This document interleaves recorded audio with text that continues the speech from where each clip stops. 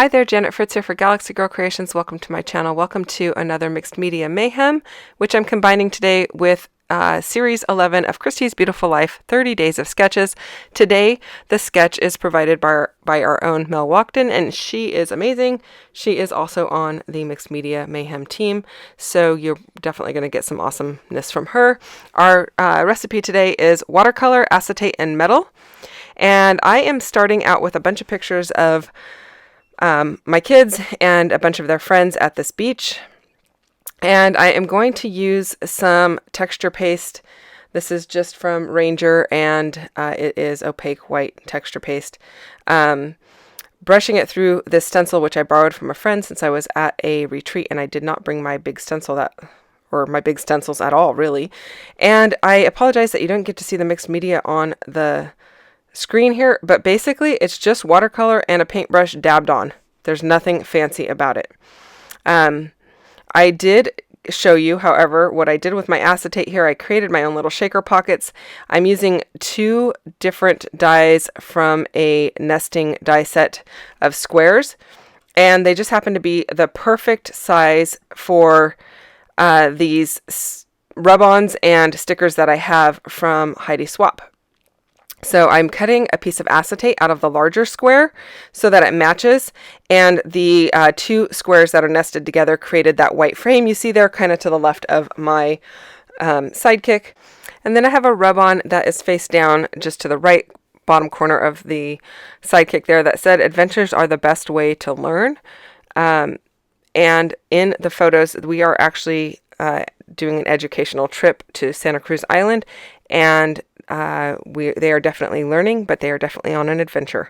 So it looks like they're just digging on the beach, but on the way over to the beach, there were several stops along the way talking about the different wildlife, the flora, the fauna, and some of the hills there on the side of the beach area that have fossils in them.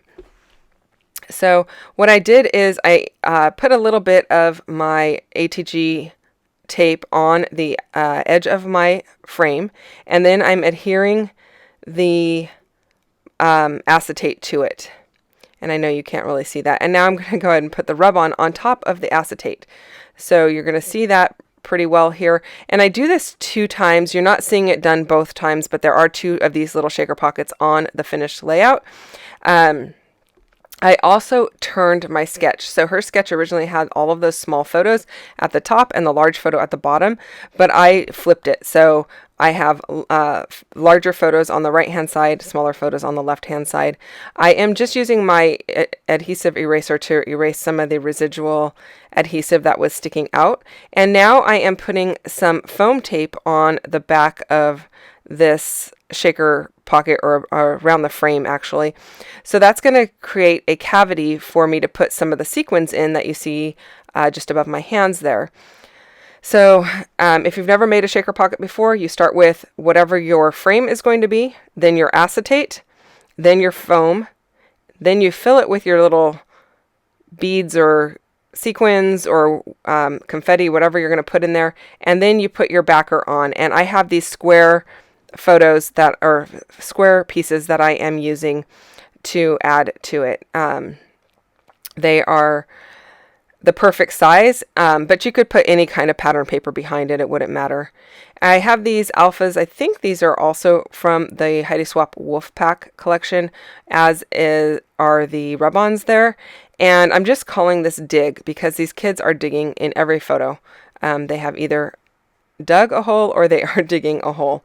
And I'm keeping this really simple because there's already a lot going on between the mixed media and between the shaker pockets. It didn't really need a whole lot of other stuff going on.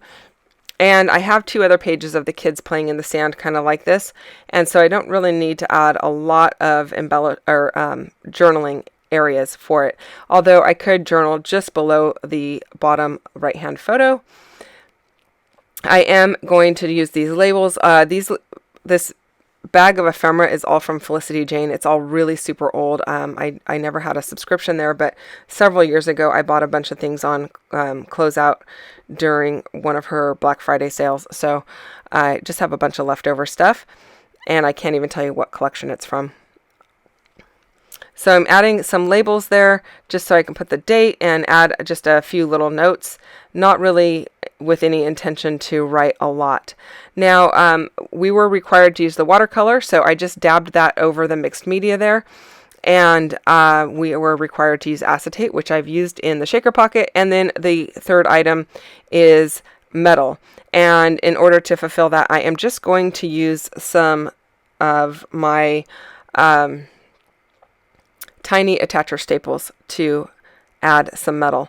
And I know that's like a small bit, but I've used it several times throughout this album, and so I feel like it carries the same theme through, and you see different techniques repeated here and there throughout the album, so it just keeps with continuity. I am going to add a little bit of burlap twine into these tags. They have really big holes for as small as they are, and so I thought that would work well to cover up that hole. And I'm going to staple it to the tags because I want them to lay flat, so I don't want to have to like tie them in any particular manner. So I'm kind of going with a diagonal design here, upper right to bottom left. I'm going to ink the entire outside of the layout with some black soot distress ink just to kind of give it a final framing. And then I will add some more staples to the two other label areas.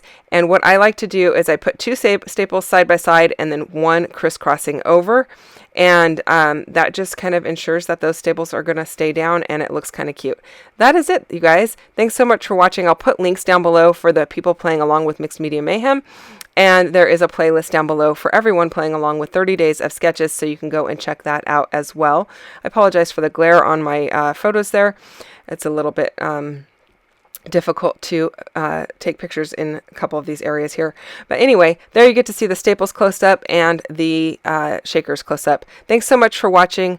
I will see you guys again real soon. Bye-bye.